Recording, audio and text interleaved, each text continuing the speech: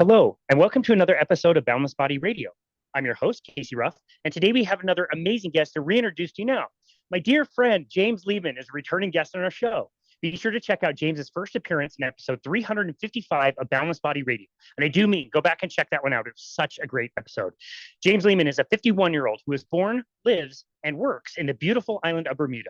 James is literally and figuratively here today to share with us his journey from being vegetarian for decades to strict plant-based vegan for 5 years, and most recently as an animal-based carnivore.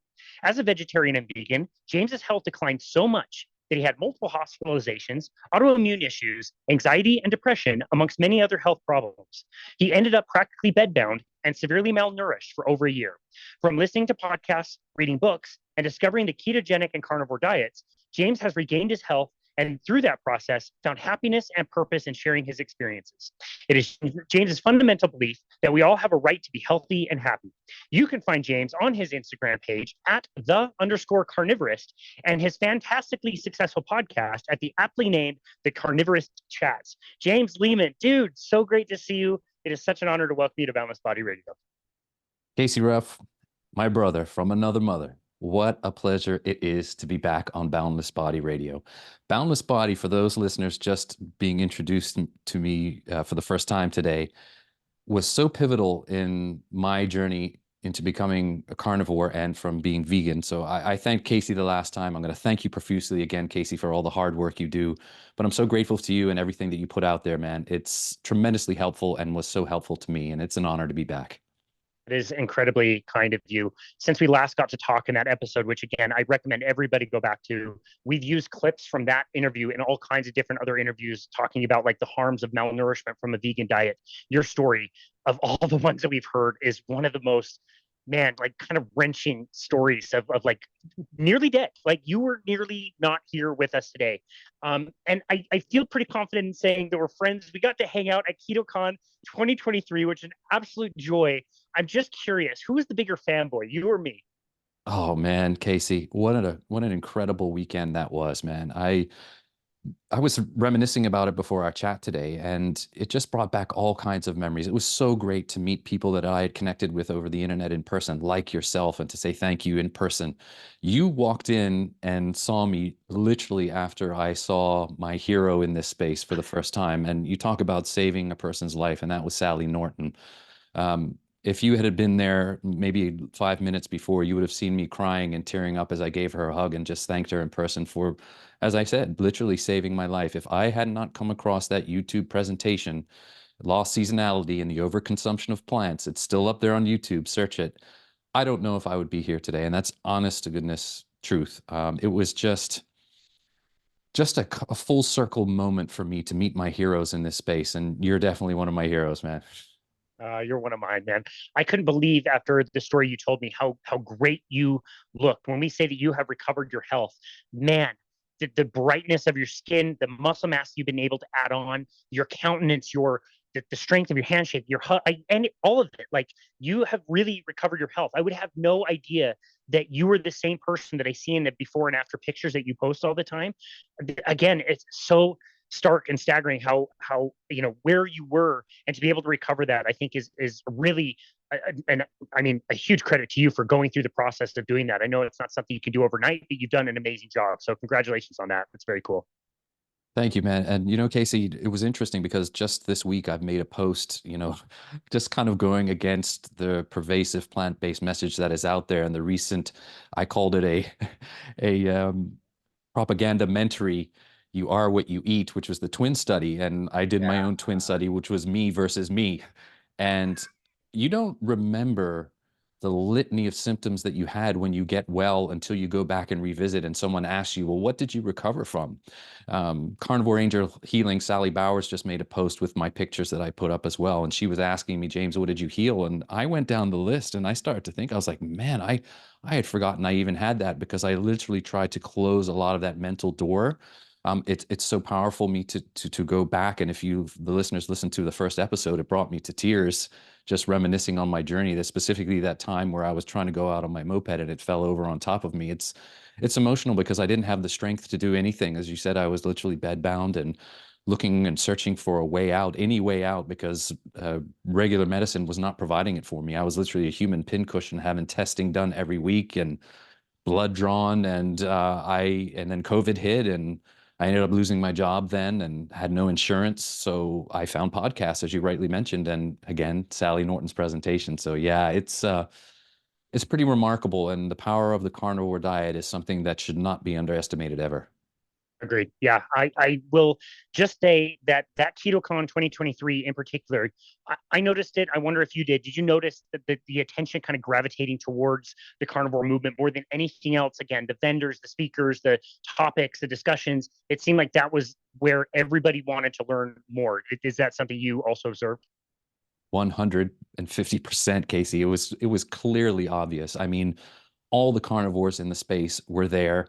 I'm talking about our mutual friends, Courtney Luna, and oh my gosh, everyone, Carnivore Angel Healing, who I just mentioned, a whole ton of folks. And people were just, there's, without being disrespectful, because the ketogenic diet is a hugely beneficial diet for someone, especially if you're coming from the standard American way of eating. But people who were really fiending for more information on the carnivore diet. And we saw that by the representation in the presentations that were for specifically carnivores. Dr. Baker's presentation, the Carnivore Panel, they were just packed to the gills. You and I sat there and just turned around and looked and were like, wow, this is something. Yeah, absolutely. I just got done talking with Danny Conway the other day, and she was part of the carnivore panel that was carnivore for women. And I made the point they had a separate panel end of the conference after a long day of lots of presentations, and it was carnivore for women, a very specific topic in a room that was bursting at the seams. I got there 15, 20 minutes early, and I had to sit on the floor at the very front of the room. I saw Sally Norton sitting down in the middle of the room, like on the carpet, like packed that room, men and women asking about a very specific topic, hormones and women. And like imagining this world where we're getting to this place where we can get into depth on certain things with carnivores. We're trying to all figure this out. It was really interesting to go back. I took a voice recording of that panel, so it was interesting to go back and listen to that and hear all the different opinions. And I realized we're at an interesting kind of crossroads with the carnivore diet, where more people know about it, more people are searching the term carnivore than they are searching the term vegan. There's a part of the community I get a little bit worried about as we shift into being more popular, that's going to be a little bit more dogmatic. And so I would really like to talk with you about that today. I want to hit your story first, but first of all, do you have any initial thoughts about that before we deep dive into some other things? So glad you asked this question, Casey, because it's particularly important to me, having come from eating a plant-based and vegan, despite what the vegans would tell you that I clearly was never vegan because now I'm eating meat again. I was vegan. I believed in everything that they had to sell. And as I mentioned before, I bought it hook, line, and sinker. I use that phrase a lot. And looking back on it now, I can see the dogma in that space, because I see the repeated parroting of certain things that we now know to be untrue or not beneficial for the proper human diet, as Dr. Berry likes to call it. And unfortunately, I have seen it creeping in the carnivore space a little. You've got to, if you're not getting better, you've got to carnivore harder. And I left that way of eating behind. I mean, I can remember if I was not feeling well on the vegan diet, I went online and someone, you've got to vegan harder, you've got to go raw vegan, you've got to juice harder, you've got to cleanse, detox, do all these things. We are all bio-individualistic. We know that. We have I believe, a proper human diet that should include good, nutritious animal foods, low oxalate vegetables and fruits, should you choose to include them, and they work for you. And we can't just say this is the way that you've got to eat, and it has to ring true for everyone. And I just firmly believe that experiment with yourself, like I did with myself. As it turns out, for me, the best possible diet I've done every experiment on myself includes some dairy, a little bit. I tend to gone overboard because I love it too much a little bit recently. Some low oxalate fruits, and that happens to be blueberries. You know that from the last episode. I still keep them in my diet because we now know that if you go too fast, too quickly, and lower those high fruits where I came from, or vegetables, excuse me, that it can be quite painful. But yeah, that's a long-winded answer to say that we left that way behind. carnivore should be for everyone. It should be all encompassing. It's, as our dear friend Scott Maslinski likes to say, it's a rainbow. It's a compass, a spectrum, you know? Yeah, very well said. I love that. We went into quite a bit of depth into your own personal story. The first interview that we did, I believe we talked for at least 45, 50 minutes about everything that you went through. It was just emotional, powerful. Again, for the full story, I'd recommend that somebody go back and listen to that. But it's been a while since you've been on. Can you remind us again, some of the things you've been through? You highlighted a few of the things in the moped incident and oh my goodness, but how that all started and how you were enticed by a very enticing message, a plant-based movement. How did that kind of come about with you in your life? Sure, absolutely. I'll give you the elevator spiel because we definitely got into it last time. But for me, I had eaten meat growing up. I went away to boarding school to Canada when I was young from the island of Bermuda, where I was born and raised. My mom has been vegetarian and continues to be for her whole life. And unfortunately, her health, I believe, is suffering from it right now as she is in her senior years. Oh, Yeah. Looking back on it, I did eat meat and I went to high school and excelled in sports in my high school level. The change really came about for me when I went to university and I ended up dating a young lady who was vegetarian at the time. As one does, especially when you're young and in love, you kind of incorporate the diet. And I noticed that I started asking questions about the vegetarian diet. And even at that stage, and I'm talking early 90s, Casey, that which was not a lot of vegetarian and vegan options at that time. She was dedicated, and I sort of adapted it to that way of eating. I ended up getting a salmonella poisoning from eating bad chicken one time, and decided, okay, I'm gonna give this up completely. I came back to Bermuda and entered the working world and remained on the vegetarian diet for a few years. And then I started experimenting with fish again, pescatarianism for a while, and that kind of went back and forth. I want to make that clear to the listeners that I kept eggs in for a time, let them go, added fish in for a while, let it go. But for the most part, I was vegetarian for decades. And by vegetarian, I include pescatarian in that time as well, dabbling in and out. And my health really, I should have looked back on it, started deteriorating during those years. I noticed a lot of things creeping in that as I was in my 30s, probably shouldn't have. A lot of stiffness. I was gaining weight like crazy, going to the doctor quite often. I was getting a lot of brain fog incidences. I thought it was gluten. So I had my gluten tested. It didn't come back conclusive, but I cut out that stuff, which led to me adding in a lot of nut-based products, a lot of nuts, which are gluten-free, unfortunately, which we now know are high in oxalate. And speed the story up, I went along, met my partner at the time, and she was questioning me. Well, you're a vegetarian. You just eat this. You don't really eat. I was like, no, I don't eat any red meat. And we started looking at why. And this was right about the time that all that vegan propaganda came out. I'm talking about the Dominion films. I'm talking about Game Changers, Forks Over Knives, What the Health. And I just came upon these things, and like any person, became very emotionally drawn to what the message was. And they were very good. You know that, Casey, even from the Game Changers and the physicality perspective and the exercise perspective, they sunk a lot of money into that. And again, using that term, I fell for it and decided to eliminate animal products then and there. And I remained a strict, non-cheating vegan for 6 years. And in the fifth year, about the end of the fourth, beginning of the fifth year, my health really, really started to decline. I was losing weight no matter how much I put in my mouth. I noticed, and I'm sharing here freely, Boundless Body Radio listeners, my libido was leaving me. Testosterone was dropping because at the time we were trying to get pregnant, but I couldn't. And also skin cracking, nails cracking, hair falling out all over my body, chronic fatigue, autoimmune symptoms, thyroid disorder crept in. And it was just unrelenting. And I thought, as I mentioned prior today, is that, wow, I wasn't doing this hard enough, because when I went online and searched, this was the best diet that is out there for your health. And I joined some communities online, and this is what they said. They said, you're not doing this hard enough. What are you eating? Well, I'm eating this and this and that. No, no, you need to go raw. You need to juice these smoothies, fresh vegetables juiced every day, 3 times a day. This is what I did. I threw turmeric in a blender. I threw spinach in a blender, nut milks. And little did I know, I was bombing my digestion to the point where I was bleeding from my bowels. Again, Boundless Body Radio listeners, I apologize, but I'm sharing in the hopes that other people don't have to go through what I did. Constantly, they thought I had colitis. I'm almost positive I did now. I also had parasites, bacterial infection that was not curing, and a viral Epstein-Barr chronically replicating in my body. So that was another big cause of my fatigue, but my immune system was shot. So I was laying in bed at my lowest weight, 127 pounds.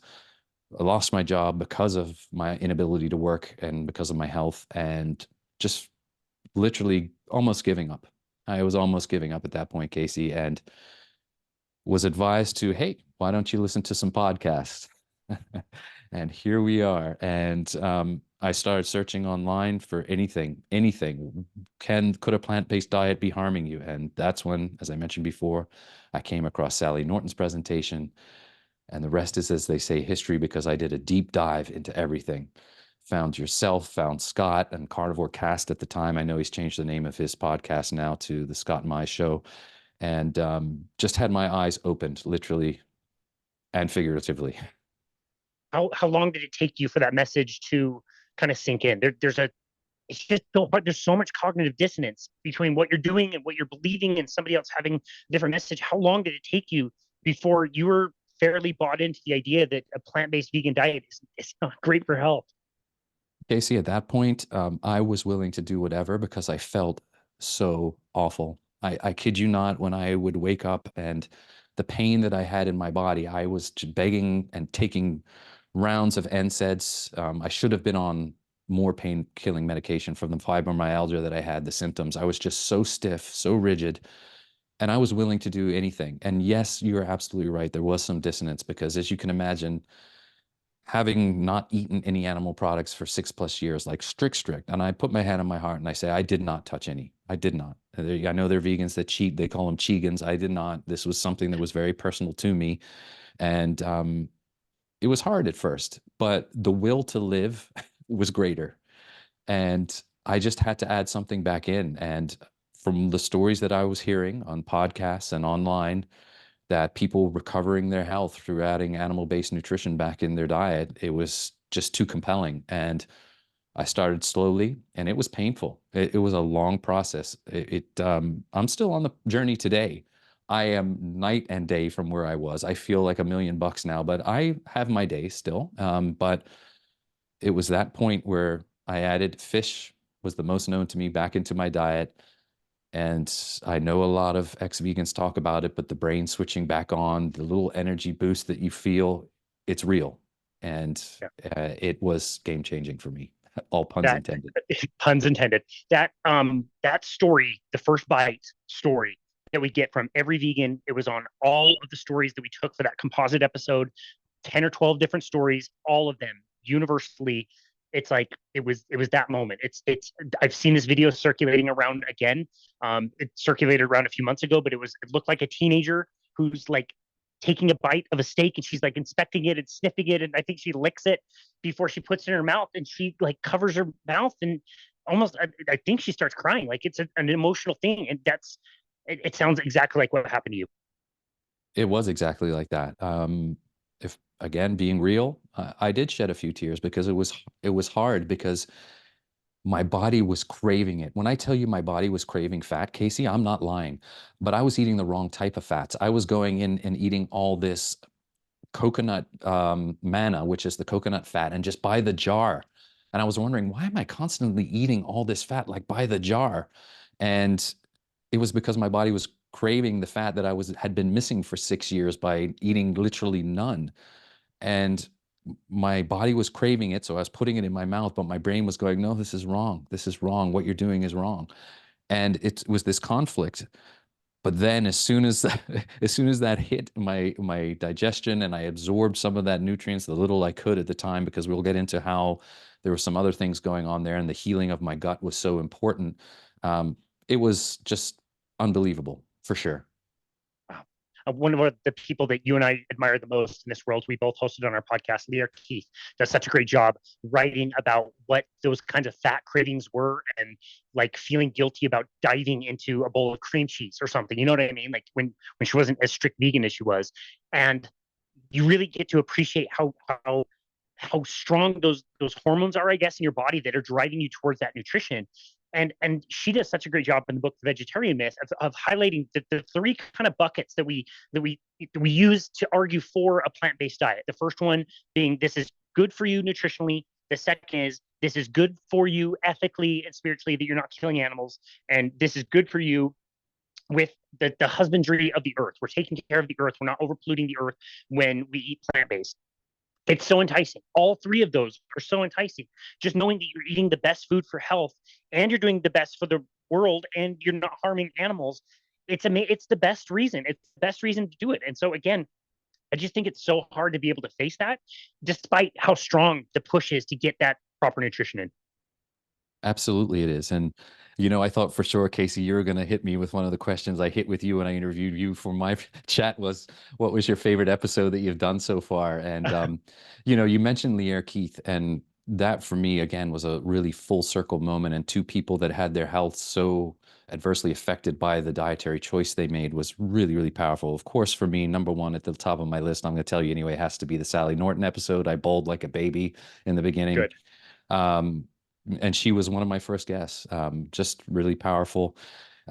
Talking to my heroes in the space like Dr. Chafee and Dr. Bill Schindler, obviously very, very great. But that Leara Keith episode for me was a big one and she's coming back to the show as well, because we didn't get a chance to finish off everything because there's so much to unpack, as you just said, so much. It's a lot. It's really a lot. The Vegetarian Myth was one of those books that I remember where I was like driving around listening to it. It was that impactful that I remember where I was learning about some of this stuff and thinking that I had been in health and fitness for over a decade. I was recommending the grains and fruits and vegetables and all these things to get this idea that like these things could actively be harmful to people. It was blowing my mind. And she did such a great job writing that book. I've listened to that book probably 4 or 5 times at this point.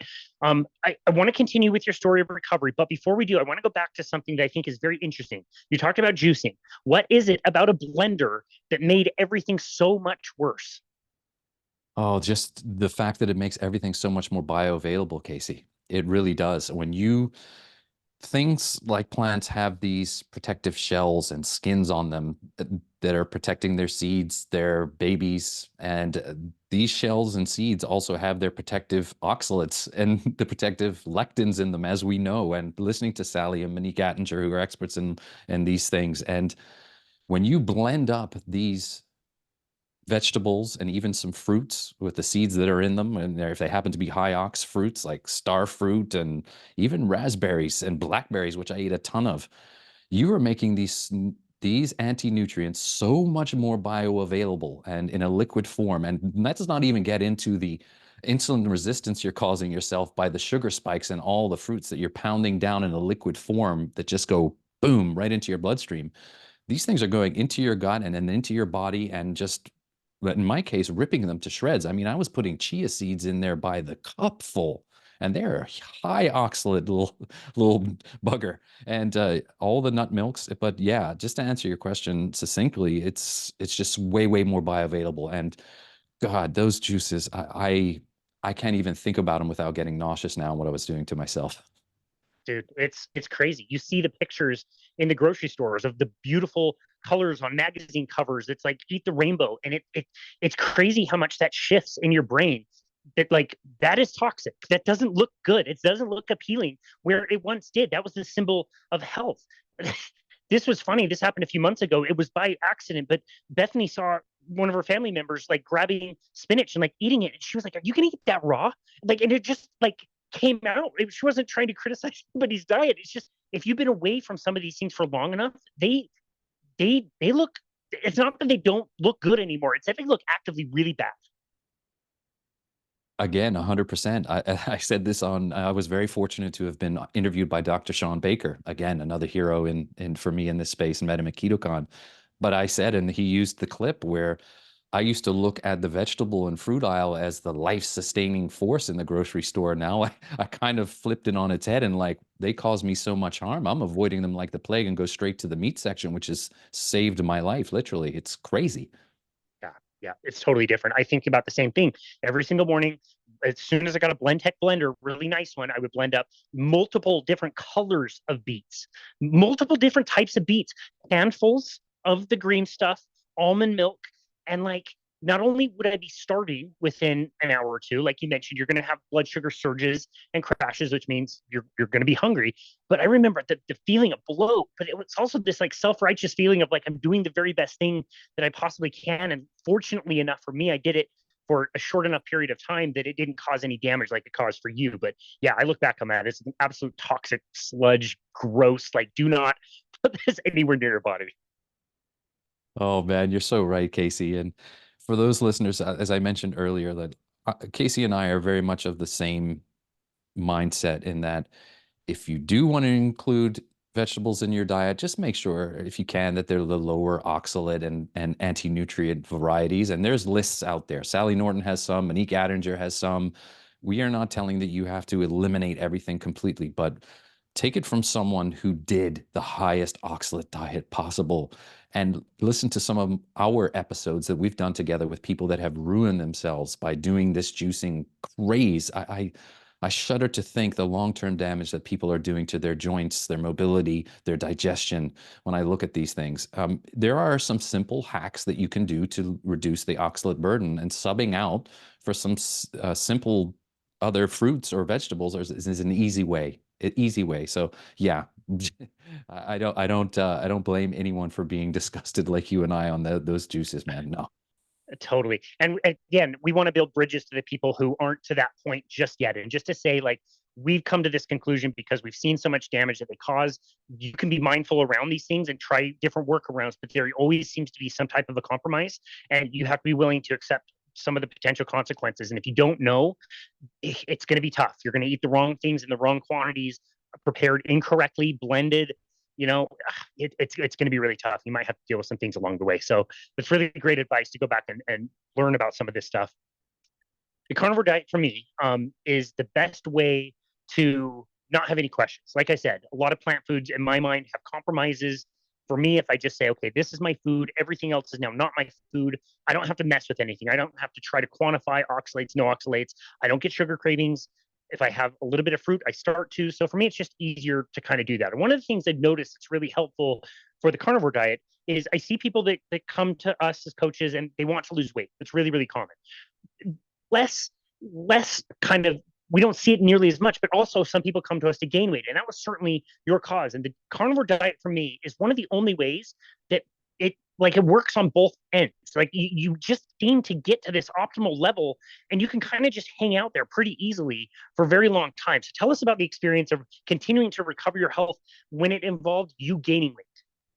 Great question, Casey. I particularly love this question because you're absolutely right. When I entered into this space to share my journey and started Carnivorous Chats and my Instagram profile, it was a little bit of a nuance because I was a vegan coming to the carnivore way of eating and really telling my story. And also, as someone, as you rightly said, trying to gain weight rather than lose. There are so many folks out there that have been eating the sad diet that are like, I just want to lose some weight. And I really wholeheartedly believe, as you said, that the carnivore diet is a weight optimization diet in its essence. Because if you are looking to gain weight, it will assist you in that regard. And also, if you're looking to lose weight, it will assist you in that regard. For me in particular, and as we just talked about, this is a great segue into what I wanted to also hit on. And again, I encourage the listeners to listen to Casey's and my recent episode with Leaire Keith, because as an ex-vegan, she suffered from the same thing that I did, and that was malabsorption and low stomach acid. And I had to experiment on myself. So in the initial stages, just getting the nutrition in me was sufficient to get my health back to where I could start exercising again. And we'll get into some of the exercise that I do. But I also had to optimize my digestion because I had severe leaky gut. As I had mentioned, I had been bleeding from my bowels, definitely colitis, as my doctor had thought. Now looking back on it, I had it, although it wasn't confirmed because I never was able to get the test because of COVID and everything. But I still take enzymes and hydrochloric acid, as Leaire does to this day, to help my digestion. Because for the listeners that don't understand, if you do not eat meat for a prolonged period of time, your stomach stops producing the amount of acid because it doesn't have to break down those things. And your enzymes as well stop because the body goes, oh, well, don't need this anymore.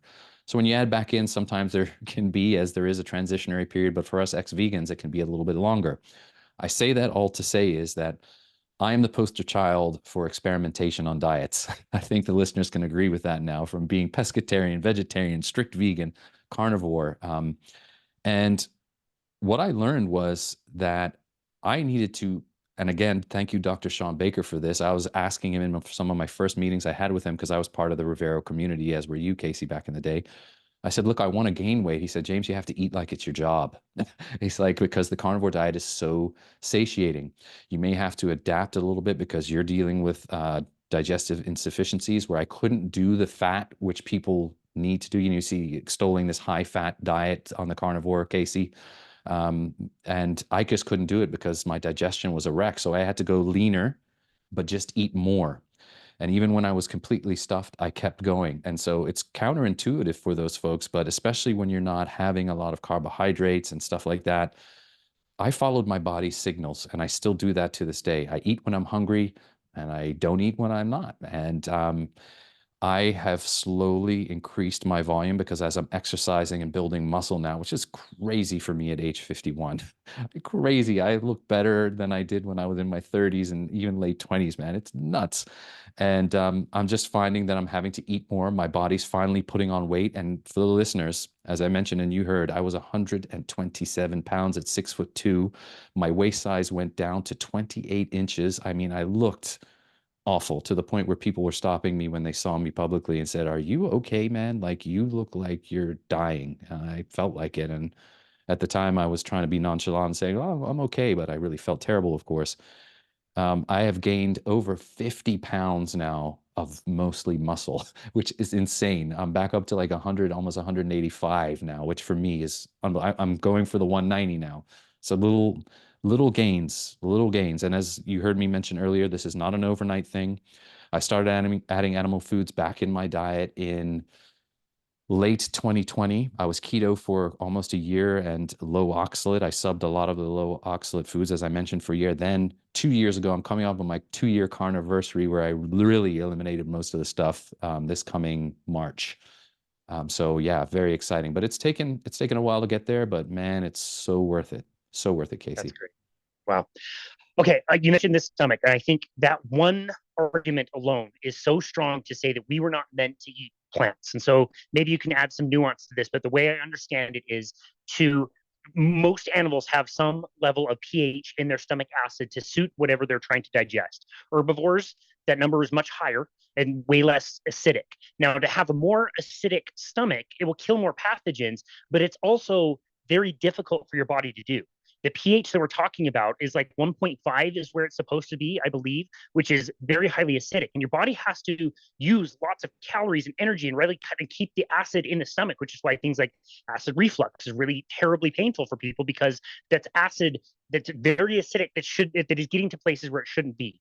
And so the level for most carnivores with acidity would be like 2.5, 3 for what I understand. And we more match up with scavengers. And if we think about how we would have been hunting, according to the work of Dr. Mickey Bendor, hunting the biggest animals with the most fat and the most flesh, it wouldn't have only made sense to eat that animal over a very long period of time. Part of the animal may have been rotting. That's why we adapted the stomachs for it to be able to handle that type of meat. We should be able to handle meat that's been out for a little while. Is that the way you understand it, or is there any nuance that you want to add to that? No, that's absolutely 100% correct, Casey. And this, again, excellent question at this juncture because it ties into exactly what I experienced. If you think about my journey and you think about me transitioning from vegetarianism for a long time, pescatarianism, where my stomach acid probably was lowering even those days because I was not eating any red meat, chicken, turkey, any of those things which require the stomach acid to break it down, as we ancestrally appropriately did have. And then I went to the vegan diet where there was even less requirement for that stomach acid with the plants. That then was a domino effect for my health going down because what it did, as you know, the stomach acidity, excuse me, allows us to protect our rest of our digestive system from pathogens that may be on or in either meat or vegetables. So again, my health went down. I got bacterial infections. I had parasites. Yes, Boundless Body Radio listeners, I had parasites as well. I did a protocol and literally saw them in the toilet. So I'm sharing with everyone. They came out and they, it's not pretty. So all these things point to us, as you so correctly say, Casey, that we are uh, designed to eat meat by our stomach acidity. And you're absolutely right, that 1.5, we our stomach acidity mimics, I think, wasn't vultures or something, or brought Something up like as that. the Yeah. closest. Yeah, I can't remember. Dr. Chafee talked about it, but 1.5 is about right. But I now have to take, because of that, 2 betaine HDLs now, and it was much higher at the beginning stages of my journey. I was popping like 6 pills. But as you do that, the stomach starts to begin producing acid on its own. I'm down to 2 pills with every meal. And my digestion's never been better. Never been better. I'm so thankful for my body and the recovery that it's done and the horrors I put it through. Wow. Well, Leah Keith does such a great job talking about things that she was able to fix by reintroducing meat and things that she still has to deal with. So, do you have a similar list where, yeah, you were able to solve some of these problems, but also there's other things similar to the stomach acid that you maybe will never get back? Yeah, I'm wondering. I tried again. I experimented on myself and went off the betaine for a while just to see, because my digestion was getting so good. And it carried over for a couple of weeks, but then I started to notice that the loose stools, indigestion was creeping back in a little bit. And I added them back in and everything kind of went back to normal. Am I thankful that it's down to 2 pills? Absolutely. Do I wish that I could not have to take them because of this? Absolutely too. I also take digestive enzymes, because one that's specifically high in lipase, which is for fat digestion. Because with me, as I mentioned, trying to eat more fat now and really put on the muscle and eat, because fat is so essential for us, such an essential nutrient. And I did the lean thing for a while, and I wanted to get up to where I'm at now, and probably a little bit more as I continue on my journey. I found that really helps this high lipase digestive enzyme, because again, some of the hallmarks for being vegan for a long time that creep up on a lot of people are stomach acid insufficiency and pancreatic insufficiency, which is where a lot of this stuff comes from. Yeah. Wow. Okay. When I explain the muscle gaining process for people, I kind of explain it in 3 parts. Where the first part is you have to eat the component of the diet that is going to assimilate into muscle inside your body. So you need to eat a decent amount of protein. Most people are eating either the wrong kinds or just simply eating way not enough, way too little of the protein. So that's the one side. The second side, you need to challenge your muscles to some point of fatigue, where they're getting challenged to the point that you create this signal in your body that says, wow, we need to get stronger, we need to build muscle and bone density and connective tissue. And then the third step is, now you need to rest, you need to recover, you need to do other lifestyle practices to help your body put yourself in a state where it will do the work to get stronger. So I want to talk about the second step next. You talked about protein, animal proteins, getting sufficient amount. Actually, let me stop there. Do you have a specific amount you recommend for most people for gaining muscle on carnivore? Wow. Yeah. Again, it can be nuanced, but the things that you hear in this space from people that are much more learned in this area than me, specifically Dr. Chafee and Dr. Baker, like pound or pound and a half or per, what is it? Excuse me, a gram and a half per pound of body weight. That's, I Yep. think, what's out there. I made a mistake there. I should have flipped it on its head. But yeah, that's what you hear in this space, and that's what I kind of adhere to now. I'm personally getting more protein now than that, and eating more, because my mission is, as I said, I want to gain weight. But for those folks that want to maintain or even lose weight, that's a good sort of benchmark to aim for, I believe. And it's been so tremendously beneficial for me.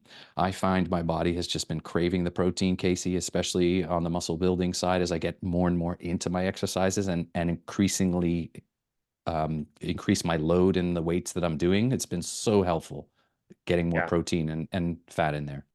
Nice. After having a conversation with Zach Kushner, Zach Strength on Twitter, he's really convinced me to go a little bit deeper into protein. I've added a protein shake, and then also creatine, and being really regimented about my creatine intake has really helped. Okay, so step number 2, again, now we have to challenge the muscles. In what ways have you been able to do that? Obviously, we're thinking like strength training, but how did that kind of evolve for you in your journey? Yeah, great question. I started off very slowly. As I mentioned, I was in such a fatigued and emaciated state that I literally started off with exercise bands and the thinnest ones you could find, literally pressing like this and just doing movements while I was in bed. I remember started with 2 pound dumbbells and just was doing arm curls as I sat there, just trying to get any movement going because I knew fundamentally I had to get moving because I was so stiff and so sore and so full of pain. And I knew that I was giving finally my body the nutrition that it needed. So it also now needed to move. And at that point, the, the mind was willing, but the flesh was weak. All kudos to that saying. And I just started very slowly. I started doing some yoga type movements, some stretching, and just doing these bands exercises. The one key thing that I incorporated that I still do to this day was, and for those folks that follow me on Instagram, was my weighted walks. And this gets into something where I like to talk about stacking habits because when we talk about the carnivore diet, once you start feeling the benefits of the diet, you want to biohack any other space that you can. So I started hearing all these carnivores talking about getting out and grounding and then getting to watch the sunrise and the sunset, and wearing blue light blocking glasses. I did all those things and they have been tremendously beneficial. My weighted walk, I like to tell people that I put a 25-pound vest on myself. And what that did for me was it sort of tricked my body into thinking that it had extra weight on it that I wanted to gain. I was playing mind games with myself. And it worked. It literally worked. It was tough, man, because Bermuda's hilly and I went for 5 mile walks with this 20, and it was the first like dozen times that I did it, it nearly killed me. I was sweating like a pig, came back and just exhausted, but damn, it felt good, Casey, to get the movement in. It felt good. And I've been going along slowly. I bought myself a little bit home gym, a little bench, dumbbells, push-up bars, and that's all I do. I don't have a gym membership. I just do body weight exercises, some dumbbell exercises, and my weighted walks, and it has been unbelievable for my health, man. As you know, being a trainer. Well, it's so empowering. I hope the listener takes that away from this conversation. And if somebody's watching on YouTube, they saw you raise your arm overhead and you could see the definition in like your shoulders and bite. Yeah, dude, it's awesome. And they might think like, damn, this guy's jacked. Like I could never do that if I don't have proper equipment. I trained somebody today before this call virtually on my phone in another time zone, and we had exercises that he could do with water bottles. I told him to go grab some like, half-gallon water bottles, and there are things that you can do. So I love that again, if you don't have access to stuff, look, we lived through the pandemic. You can be resourceful and you can start somewhere, and that will advance. You can add more equipment later on, have your bands, more weights, whatever. But I think the thing to take away out of that whole thing is you got to start somewhere, do something. You weren't doing much, just a light band, but you started, right? This is the key that I tell everyone, even when I've coached folks, you have to start somewhere. You literally just start. And don't be discouraged. I see a lot of folks getting down on themselves. And believe me, I did too in the beginning of my journey. Why isn't this happening fast enough? And as I always like to say, and I borrowed this from a bunch of other people, we didn't get sick overnight. It can take time to heal. And just know that any step forward for you, listeners, is a step in the right direction. You know inherently you're doing the right thing. You're exercising. You're eating the right things now for your body. You are grounding. You're doing all these things that you know. Just give it some time. And I promise you, from the bottom of my heart, the benefits will start to show. I am living and walking proof of that. I like to say, I literally look back at the picture of myself from a few years back, and I am not the same person physically, mentally, none of it. Healed my anxiety, depression, cured all the ailments that I had at the time. It's unbelievable, Casey. It's unbelievable. Like I said, the carnivore diet is not to be underestimated. I totally agree. Totally agree. So powerful.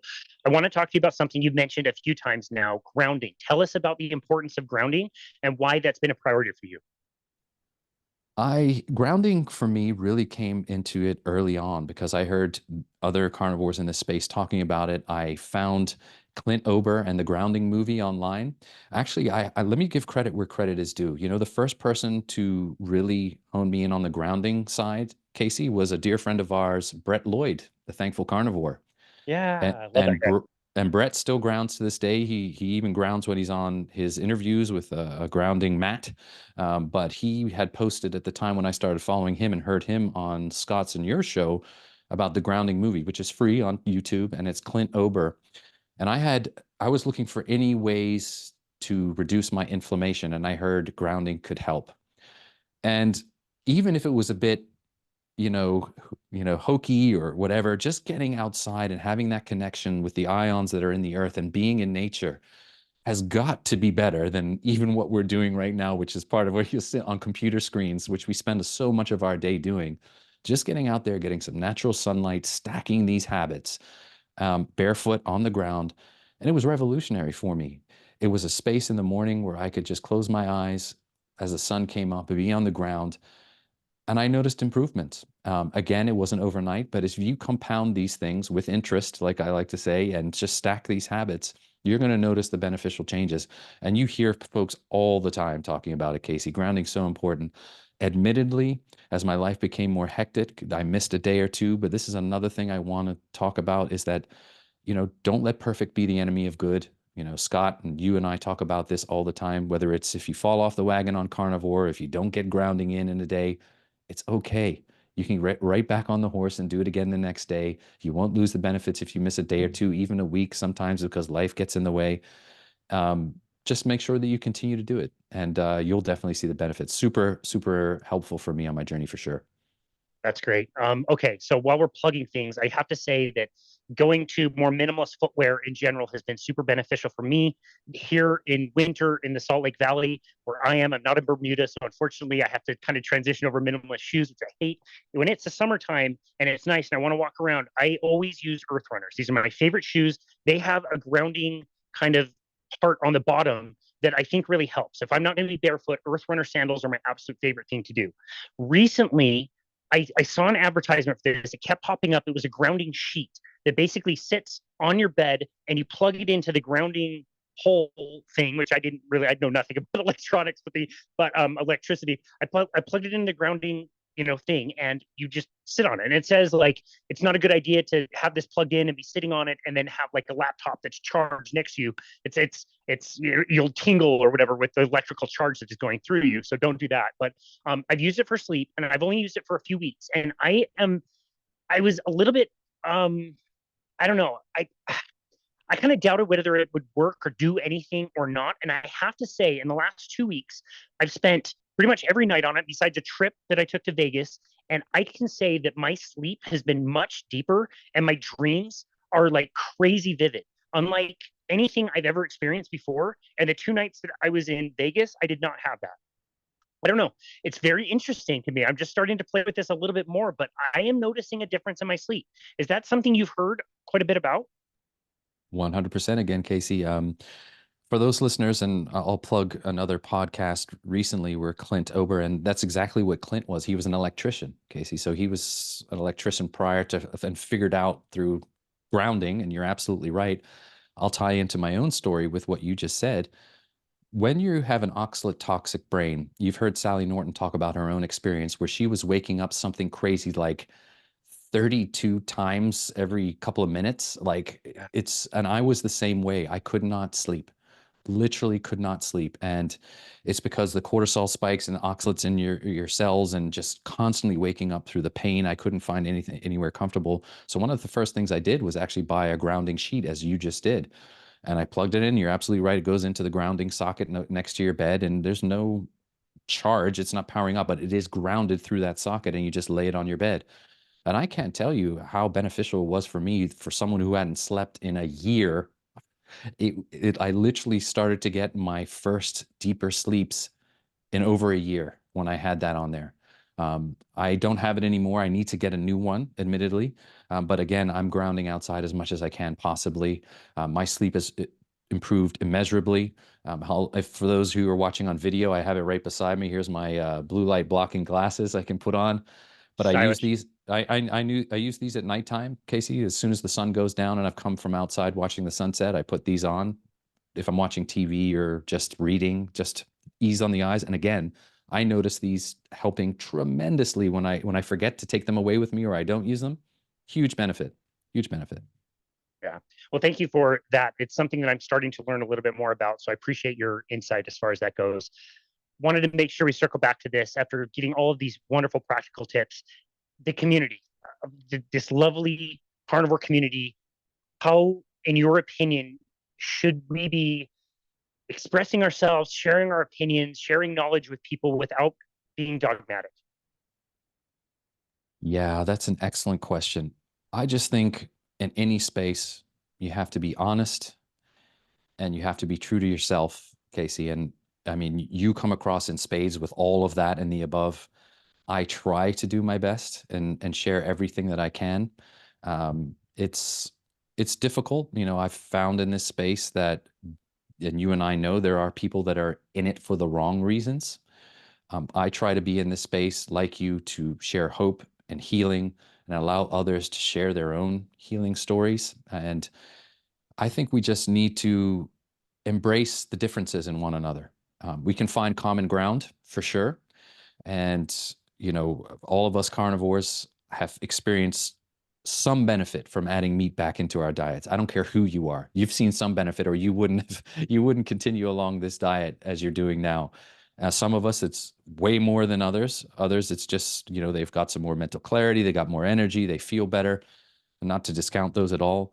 But I just think we just need to find common ground and be respectful. And I think for the most part that we do. As I mentioned, unfortunately, I see from time to time dogma creeping in the carnivore space. It's few and far between compared to where I was prior to this in that area. Oh my goodness. You and I talk about and you said the chirping on Twitter from the vegans. Oh my goodness. It is incessant and it can be pretty darn nasty. And we just have to really appreciate where people are in the stages of their own journey and talk to them where they're coming from then. And I think we'll go a long way for sure. I hope so. I mean, I was just thinking the one thing that is lacking in the carnivore, I hate to call it dogma, but the people that are very strongly opinionated with carnivore diets is the nastiness. I don't ever see a lot of the nastiness.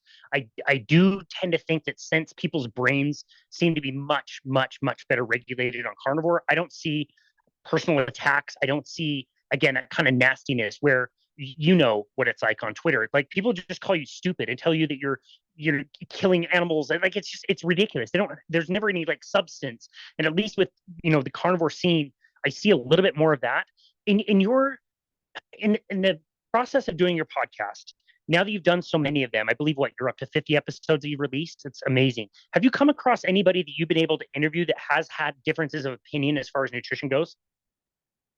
Not really so far. The main differences I've had are with those folks that are certainly without exception, every single one of my guests has either added meat back in, been ex-vegan, or have lowered their oxalate vegetable intake. So I've had some omnivores and I had omnivores in there. One specific person comes to mind is Jane Buxton, who wrote the great Plant-Based Con. She's admittedly an omnivore and still enjoys her vegetables, and more power to her. And God bless her for what she has done in that amazing book that she wrote.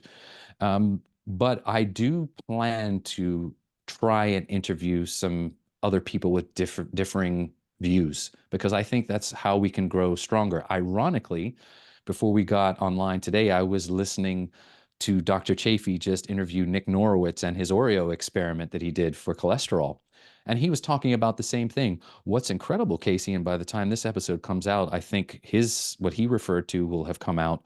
And he was talking with Dr. Chafee. He said he got himself in a room with Walter Willett and another vegan to discuss cholesterol. And I'm like, damn, this guy, I mean, you got to have some sort of confidence to go there and do that interview. And clearly Nick has that in spades, with his degrees that he has. But it just spoke to me because I realized that I do want to engage other people that may have differing opinions and meet them halfway. And he said that's exactly what he's trying to do. Just say, look, I want to talk to you about cholesterol. I'm not downplaying, I happen to be ketogenic, but I'm not downplaying the vegan diet because they're not inseparable. If they can be. And he just wants to find common ground. That's it. Yeah. I wrestle with this all the time. So I'm going to ask you personally how you would handle this. And like I said, I struggle with this. I had a really tough time with this. I've done 2 interviews recently with 2 people that have reversed very serious disease using ketogenic diets, but they were using plant-based ketogenic diets. So the one guy that I interviewed was diagnosed stage 4 terminal cancer, went plant-based, does all the things that you were talking about as far as like the blending and the raw and all this stuff. I hear a little bit of contradiction in kind of the things that he's saying, and he knows he needs to eat more animal protein to be able to build muscle and whatever. But he reversed his cancer in remission on a plant-based diet. And I'm interviewing him, and I'm like, okay, is this the message I want to put out there? Am I going to lose everybody that is following us because they are attracted to a carnivore diet? Another woman, amazing woman, and she did the same thing with bipolar in remission on a ketogenic plant-based diet. And she'll have eggs, and that's keeping her, pretty good as far as the animal fats and the proteins. Would you have a tough time like releasing those episodes? I struggle with it. It's tough. I could imagine it would be. By the way, I listened to those episodes that you did, and I'm super proud of you for doing it, man. It was, they were inspiring. And fundamentally, you and I, again, are of the same ilk, Casey. If you have healed anything and come from sickness to wellness, who am I to tell you? I'm just happy that you're alive and you're thriving. If you are thriving on a plant-based diet, go you and just live life. However, as I tell people, if your diet is not serving you and you were like me and going, what the heck is going on? Do some research, experiment on yourself. What is the harm you can do to yourself if you're already near death's door? Let's be real here. It can be challenging, but yeah, I think people need to understand, again, this goes back to what we were talking about in the beginning, Casey, that we are bio-individual. I think people genetically, some of us can handle a little bit more of an oxalate load than others. Maybe it's because of where their ancestry comes from. Who knows? I don't know. The research is still out. There's a lot of research to be done. However, one thing's for sure, humans were not meant to eat tons of those anti-nutrients. That is for damn sure. We can see by the evidence of kidney stones and kidney disease from those folks that were blending up and eating buckets full of sorrel and nearly killed themselves. This is science now we're talking about. And I hope to be able to have those conversations. Again, just to sum the point up, if you've healed anything and are feeling better, I'm proud of you because you at least took a chance on something and did something. Like you said, just take a step forward, right, Casey? I love that. And when I think about like how we can keep this space non-dogmatic and welcoming for everybody, I think about you. I think about the way you handle the information that you put out there and the way you're presenting your message and you're sharing everything, you're sharing your story, and you are an example of somebody who has completely healed themselves. You're not telling everybody that they have to do this. People can do it lots of different ways, but you're just presenting it as the example and an outstretched hand if somebody needs the help. And that's the way I think of you. So grateful that I was able to meet you and hang out with you and verify in person that you are just as wonderful of a human being in person as you are online. I just absolutely love you and your work and everything that you do. And it's just such an honor to have you back on the show. Where can people go to find you and connect with you and your work? Casey Ruff, the feeling is mutual, my friend. You are such an inspiration to so many, and just keep doing what you're doing. I do not know. I get people asking me all the time, and let me just end on this, and I'll get to where people can find me in a second, but it's an important point, is that the amount of work that you do now doing this podcast myself and realizing how much work each episode takes is unbelievable, man. You are a Trojan in the trenches getting information out there, and we so appreciate you, man. Keep doing what you're doing. As I mentioned, I may not post it every time now because I don't have a chance, but I listen to every single episode that you put out, and it's helping so many. So thank you for that. Casey, one of the reasons that I chose the name Carnivorist, as I mentioned last time, I made a mistake in who the actor was. I said Ethan Hawke, but it's actually Christian Bale in The Machinist. And I chose that for a reason. And the reason is because I am learning in this way of eating. I am not an expert. So the carnivorist is a play on a dentist who studies in the way of dentistry, or a psychiatrist who studies in the way of the brain. I was a carnivorist and am a carnivorist because I'm studying in this way. And as I learn, I like to share, as do you.